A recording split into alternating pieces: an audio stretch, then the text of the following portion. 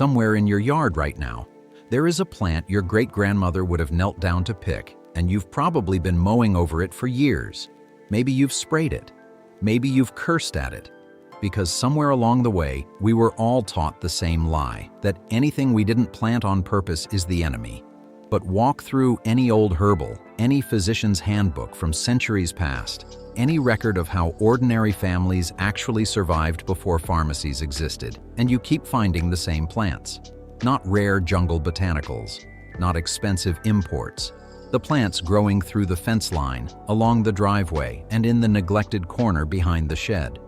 Today we're walking through 11 of them, 11 so-called weeds that generations of healers trusted with their lives, and that modern researchers keep pulling back into the laboratory with results that are hard to ignore. Stay with me, because number 4 is a tall, fuzzy-leaved plant that traditional medicine on 3 continents reached for whenever the lungs were struggling, and scientists are still confirming why. And number 1 is a bright golden flower that an entire European country officially recognizes as a medicinal plant. While most of the world blames it for allergies it doesn't even cause. 11 plants, all free, all growing right under our noses. Let's get into it. Number 11. Purple dead nettle, the harmless twin with a hidden gift. Every early spring, this little plant carpets gardens and field edges in a haze of dusty purple. Square stems, soft triangular leaves, stacked like tiny pagoda roofs, the top ones blushed with violet. It's called dead nettle because it looks like stinging nettle, but carries no sting at all, completely harmless to touch. And that gentle nature hides a surprisingly generous chemistry.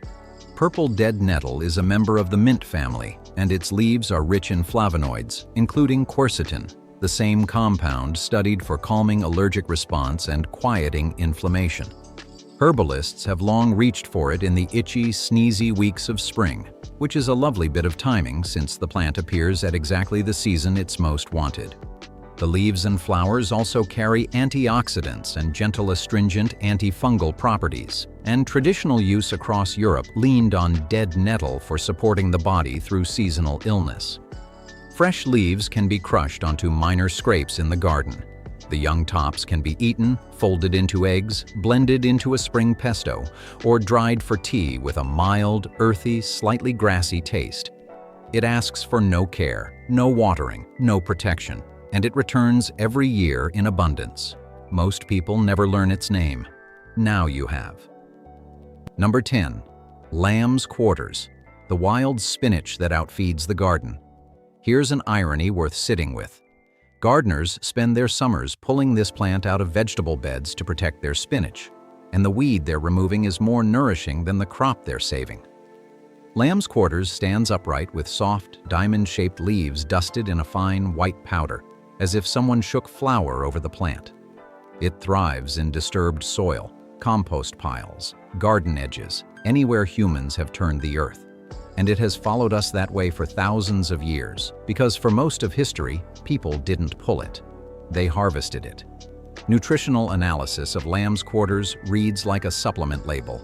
The leaves carry more protein than most cultivated greens, remarkable levels of vitamin A and vitamin C, and enough calcium, magnesium, potassium, and iron to embarrass the vegetables around it. Cultures from North America to India, where a close relative is still cooked daily under the name bathua, have treated it as a staple food and a gentle remedy, using it to strengthen the blood and settle the stomach. Like spinach, it contains oxalates, so it's best cooked, and the leaves handle heat beautifully, steamed, sautéed in olive oil, stirred into soups and curries exactly as you'd use any dark leafy green, with a flavor most people describe as milder and sweeter than spinach itself.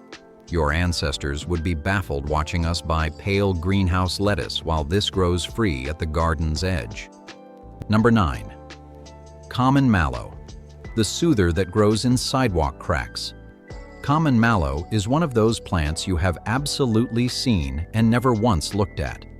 Round, softly scalloped leaves like tiny geranium leaves, small pink striped flowers sprawling patiently along driveways, fence lines, and compacted paths. Its famous cousin, the marshmallow plant, gave its name to the candy because the original marshmallow was a medicine, a soothing root preparation. long before it became sugar and air. And common mallow carries the same gift in a humbler package. The whole plant is rich in mucilage, a slippery, gel-like substance that coats and calms irritated tissue on contact. That's the entire secret, and it's a good one. A tea of mallow leaves or flowers has been used for centuries across Europe, the Middle East, and Asia to soothe a raw throat, quiet a dry, nagging cough, and ease an inflamed gut. And modern laboratory work confirms the mucilage does exactly what tradition claimed, forming a protective film over mucous membranes while its flavonoids gently reduce inflammation. Crushed fresh leaves have been pressed onto insect bites and irritated skin for just as long. The young leaves are edible too, mild and pleasant, thickening soups the way okra does. It is difficult to think of a gentler remedy, safe, soft, and abundant, growing in the most abused soil on your property, waiting to be noticed. Number 8. Shepherd's purse, the little plant that stops the bleeding. Shepherd's purse is easy to miss until you know its signature, a thin stem lined with tiny heart-shaped seed pods, like a scattering of miniature purses climbing toward small white flowers. It grows in lawns, paths, and field edges on every continent except Antarctica. And for most of recorded history, this unassuming little plant had one towering reputation: it stops bleeding. Herbal traditions in Europe and Asia reached for shepherd's purse for wounds, nosebleeds, and especially heavy menstrual bleeding, and the plant was reportedly carried in field kits during the First World War when conventional supplies ran short. Modern research has identified peptides and flavonoids in the plant that appear to encourage the contraction of blood vessels and support the body's own clotting response, exactly the effect centuries of midwives and battlefield healers described from experience. Traditional preparations were simple: a strong tea of the fresh or dried plant taken for internal complaints, or crushed fresh leaves pressed onto a minor cut. The plant is also a survivor food, its peppery leaves joining the mustard family's long record of edible greens, and its little heart-shaped pods taste faintly of cress. Anyone with heavy cycles or who takes blood-thinning medication should talk with their doctor before using it, and that caution itself tells you something. This is not a decorative folk story. This is a plant with real activity, growing anonymously in the middle of your lawn. Number 7. Wood sorrel, the lemon drop growing under your trees. Children often discover wood sorrel before adults do. They find the little shamrock-shaped leaves in the shade of the yard, chew one on a dare, and light up at the bright, sour lemonade taste. That tang comes from oxalic acid, the same compound in spinach and rhubarb, and it marks a plant that traditional cultures around the world used with real intention. Wood sorrel is rich in vitamin C, and that made it far more than a curiosity.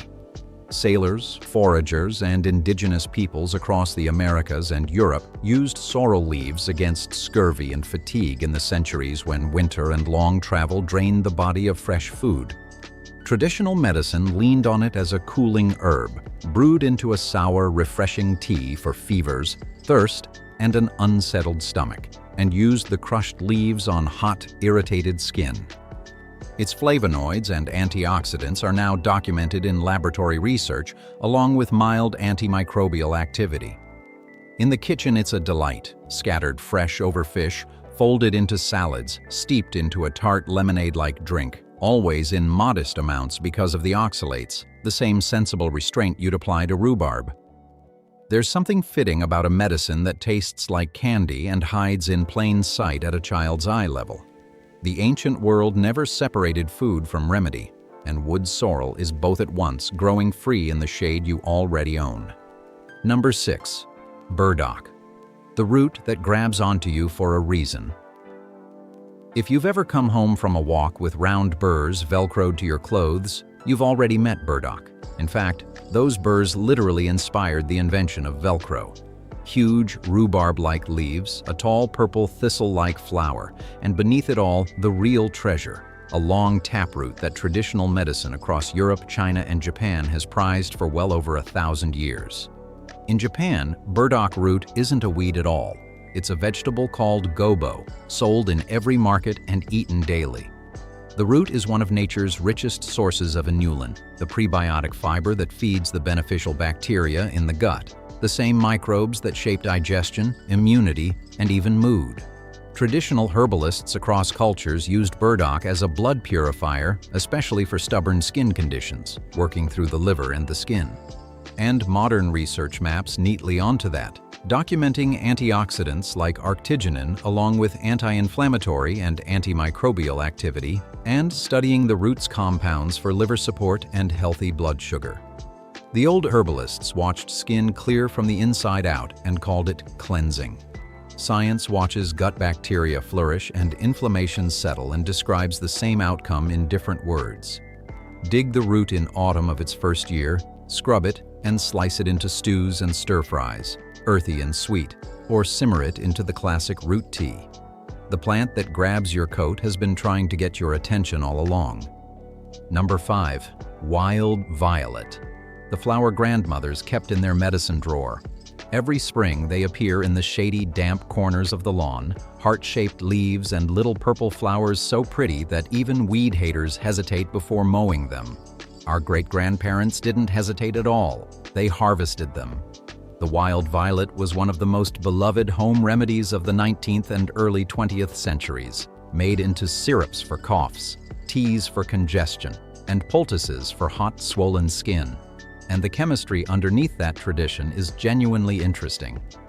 Violet leaves and flowers contain mucilage, the same soothing gel found in mallow, which calms a scratchy throat and a dry cough.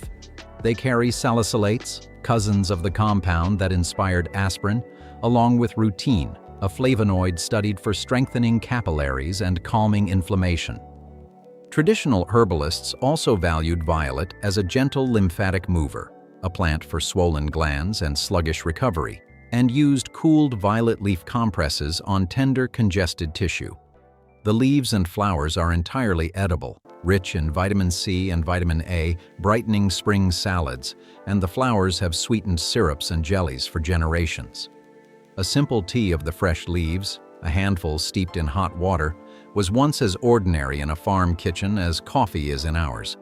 The prettiest weed in your lawn was never just decoration.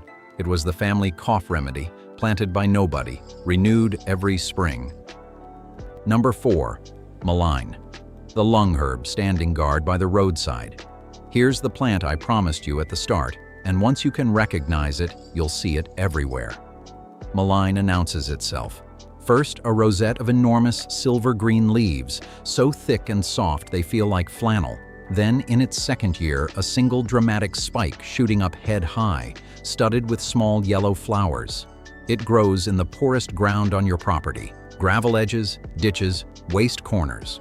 And for at least 2,000 years, across Greek, Roman, Native American, and European folk medicine, mullein has meant one thing above all: the lungs. When the chest was tight, when a cough rattled on, when winter settled into the airways, traditional healers on 3 continents independently reached for mullein leaf tea. And that kind of cross-cultural agreement is one of the strongest signals a plant can give. The leaves contain soothing mucilage to coat irritated airways, and saponins, natural compounds that help loosen and move stubborn mucus so a cough can finally do its job. Research has documented anti-inflammatory and antibacterial activity in the plant, and mullein flower oil holds a long traditional record as a drop for troubled ears. The preparation could not be simpler. Steep the dried leaves in hot water, then strain the tea well through fine cloth to catch the plant's tiny hairs. Warm, mild, and faintly sweet, it was the standing remedy of the frontier cabin and the village hearth. A plant that guards the breath, growing where nothing else deigns to, and it never once asks to be planted. Number 3. Red clover. The pasture bloom that carries quiet power. Most people know red clover as the plump, pink-purple pom-pom flower buzzing with bees in every meadow, lawn edge, and roadside in the temperate world. Farmers plant it to fix nitrogen and feed the soil. What far fewer people know is that those little blossoms have been steeped into medicine for centuries, and that modern research has taken them seriously enough to run human trials.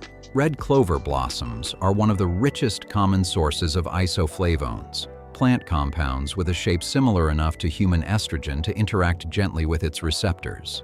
That's why clover has been studied extensively for women moving through menopause, with a number of trials reporting fewer and milder hot flashes and related research examining support for bone density and cardiovascular health in the same season of life.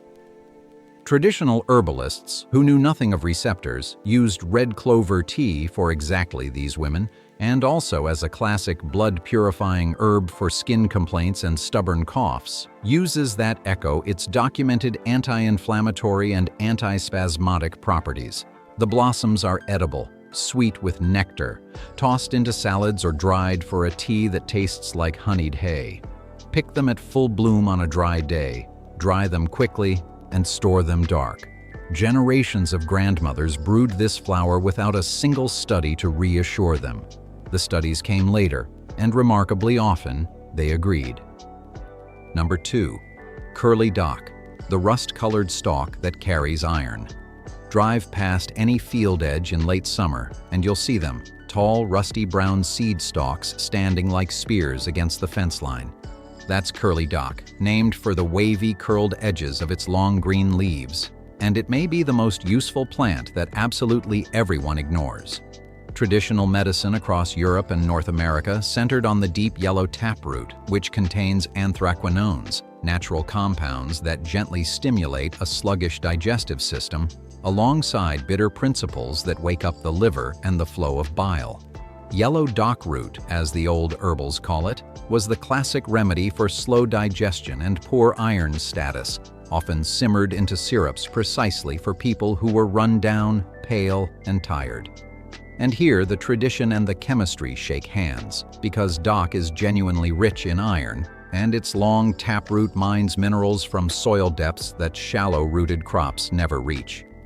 The young spring leaves, cooked like spinach and in moderation, deliver vitamin A, vitamin C, and that mineral wealth. There's even a piece of folk wisdom with a wink of design in it. Dock so often grows near stinging nettle, and its cool, crushed leaves were the traditional field remedy rubbed onto nettle stings. The plant most people see as roadside rubbish was once called one of the great blood builders of Western herbalism. It hasn't changed. Only our attention has. Number 1. Goldenrod, the falsely accused healer at the top of this list. And here we are, at the golden plume that lights up every roadside, meadow, and neglected lot from late summer into fall, and the most unjustly hated plant in this entire lineup. Every autumn, millions of people see goldenrod bloom, feel their allergies flare, and blame the flower. But goldenrod is nearly innocent. Its pollen is heavy and sticky, carried by bees, not wind. The true culprit is ragweed, a drab green plant flowering invisibly at the same time.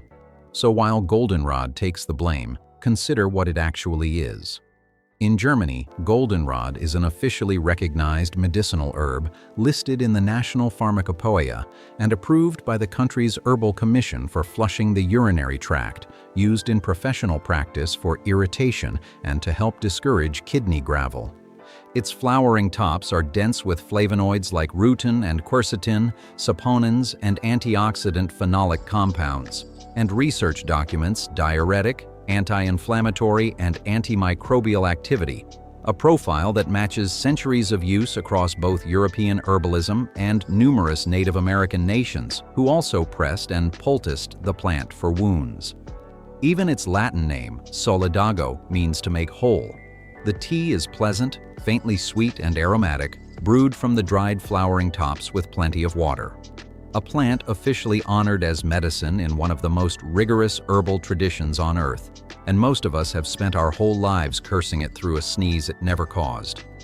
11 plants, and if you've stayed with me this far, your next walk across the yard is going to feel different. That patch you've been spraying, that corner you've been meaning to clear, they're not empty of value. They're full of it. These are the plants your great-grandparents could name on sight. The remedies that stocked farm kitchens and frontier cabins, the greens that carried families through lean springs, and one by one, modern laboratories keep taking them off the compost pile and putting them under the microscope. And one by one, the old reputations keep holding up, Nobody markets these plants because nobody can sell you what's already growing free at your feet. The knowledge wasn't lost. It was just buried under perfect lawns and clever advertising, waiting for someone curious enough to kneel down and look. One note worth taking seriously: always identify a wild plant with complete certainty before you touch or taste it. Start small, and if you're pregnant or on medication, have a conversation with your doctor first. That's exactly the kind of respect the old herbalists practice too. If this changed the way you see your own backyard, hit the like button and subscribe so the next video finds you. And tell me in the comments which of these 11 is growing at your place right now, and which one shocked you most. Was it the wild spinach you've been pulling, the lung herb standing by your driveway, or the golden healer you've been blaming all these years?